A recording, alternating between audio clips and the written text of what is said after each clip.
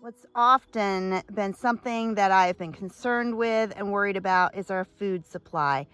And as the years go by, I see that there are more and more bad things being purposely put into our food. And it's enraging, it's angering, it's wrong.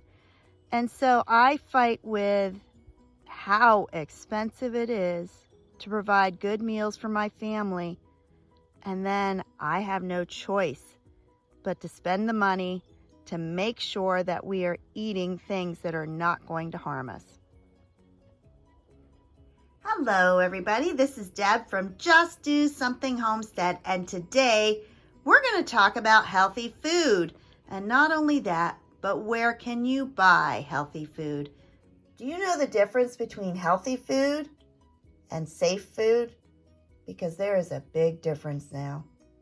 I have many friends who look at food very differently than how I do. When they think about a healthy recipe, they're thinking about something that has almond milk or tofu, something that has fresh strawberries. But when I look at foods, I'm looking for whole foods that are not bioengineered, that are organic, that don't have additives or preservatives, and definitely are not sprayed with pesticides. Many people think that eating healthy means eating fresh fruits and vegetables, drinking almond milk, using whole wheat flour, avoiding sugar, not eating potatoes. But did you realize that fresh strawberries from the grocery store can have up to 45 different pesticides, and some of those are linked with cancer? Buying whole wheat flour? Most wheat in the U.S. is Roundup Ready. Not sure what that means? Well, the wheat has been sprayed with Roundup, which kills all the weeds, but not the wheat. And talking wheat flour, there are 16 different pesticide residues in it, but it affects almost 50% of the flours that you find. And what about almond milk? Well, first off, it's not milk at all because it has no milk in it. Nut juice would be appropriate. I usually just call it fake milk. Did you know there's additives in there? Oh, and don't forget they've added sugar. Oh, more sugar? I'm sure that's good for you. And let's talk about those almonds that are in almond milk. There are 9 pesticide residues found in almonds. They also include carcinogens, neurotoxins, and developmental or reproductive toxins. We could try the angle that it doesn't have any calcium, but they have fortified it with calcium, so there is calcium in almond milk. I guess you could always switch to oat milk, or would that be like a grain juice? Either way, oat milk only has 7 known pesticides, so it's a little bit better than your almond milk. Don't forget about that fresh carrot. It can have up to 26 different pesticides, and 70% of those carrots found in the store have traces of pesticides in them. Potatoes are a staple in many homes. Did you know that they have over 35 different pesticide residues on them? And unfortunately, over 80% of potatoes have been found to have those residues in them. Want to find the information of what is on your food? Then look at whatsonmyfood.org, and it will tell you exactly which pesticides, how many, and what you can do to avoid them. And all of that information is why I am here today. We not only are going to learn about healthy foods, we are going to start talking about safe foods, safe from pesticides, safe from bioengineered ingredients, safe from additives, whether it is sweeteners or colors or sugars. We are going to look at organic, healthy foods. And that's what brings us back to organic foods. And if you're looking for foods like I am, what you're finding is there is very little out there. In fact, everything that you see pictured here, I had to order. That is correct. The closest stores to me do not carry these types of foods. And some of them you may look and say, well, now wait a minute, Great Value Organic, that's Walmart. It is Walmart, but I had to order it from their website and have it delivered to my home. So these products are items that I order, and we're going to talk about that today because you may not be able to get some of these items in your local store, but you can get them delivered. And unfortunately, one, they're hard to find, and two, they're very expensive. So what is a typical family going to do? Today, I'm going to show you. The first thing you can do is raise your own safe foods. It starts by buying seeds, and seeds are only $1 or $2 a pack. That pack will give you tons of produce, whether it's tomatoes or peppers, carrots, or any vegetable. Whatever seed you have, it will multiply in return. But just like grocery stores, you have to get quality seeds. Look for organic heirloom seeds because you know what? This pepper is full of seeds. If I grow this, it will reproduce more of them.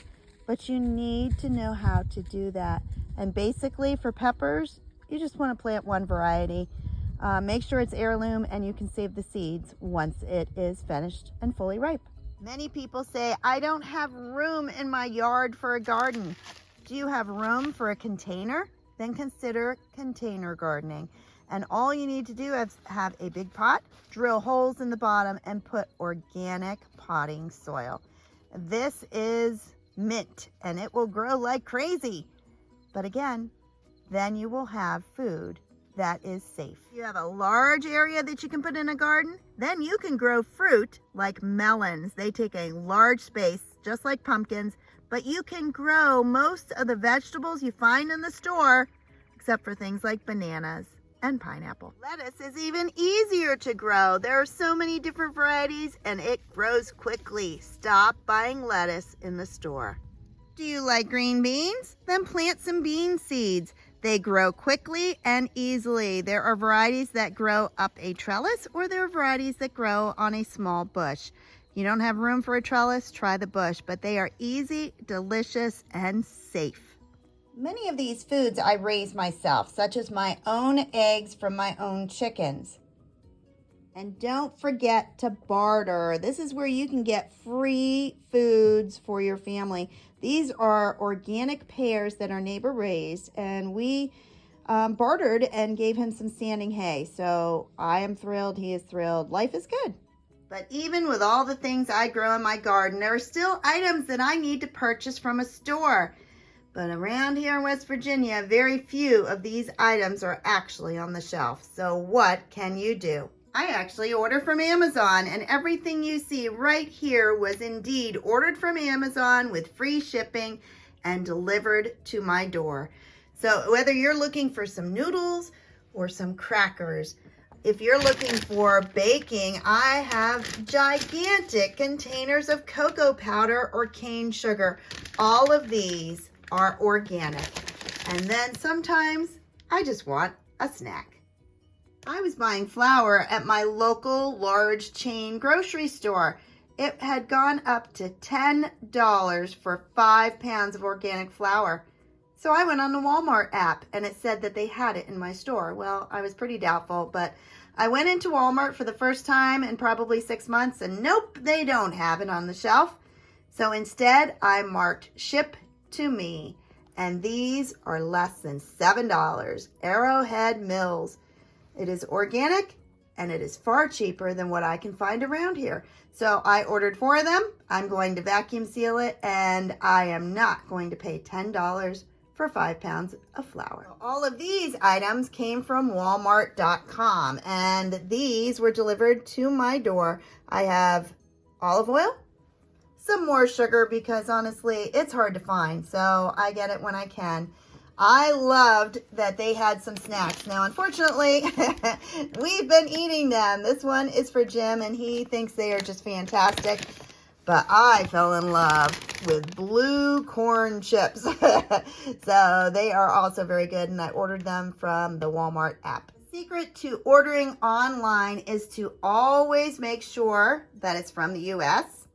Some of these can be tricky. It's hard to find everything from the US, but I look first that it's from the US, that it is organic, and then I am very particular about the size. You can't tell as easily online if this bag is 4 inches across or if this bag is 10 inches across. So start learning the sizes and the ounces so that you can compare and get the best deal. And lastly, these few items I found at a grocery store I don't regularly shop at because they tend to be expensive. The good thing about expensive stores is they often have sales. So these came from Martin's, which in other places it's called Giant. Like the Annie's mac and cheese were on sale. They were far cheaper than they usually are. They were 4 containers, so 1 pack for $5. And lately I've seen it for $7 and $8. So whenever you get out, even if you are just doing errands and you see a store, know your prices, run inside and check for organic. And along with checking out the best prices, I looked into Azure Standard. I believe that's how you pronounce it. There are no drop-off places in my area. I would drive at least 2 hours, and when I looked at the prices, they were pretty comparable to what I'm paying now by ordering online and going to the few stores that I have. And once you add that 8% and you pay for gas, it was not cheaper for me. It may be cheaper for you depending where you live. One of the goals I have in mind is that I am purchasing ingredients, and lots of ingredients.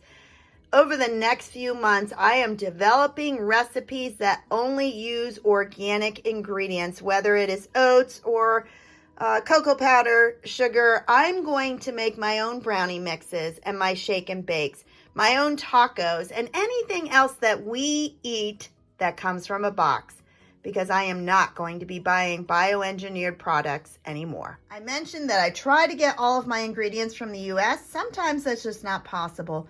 This is organic extra virgin olive oil, and I can read from the top that it is shipped from Spain.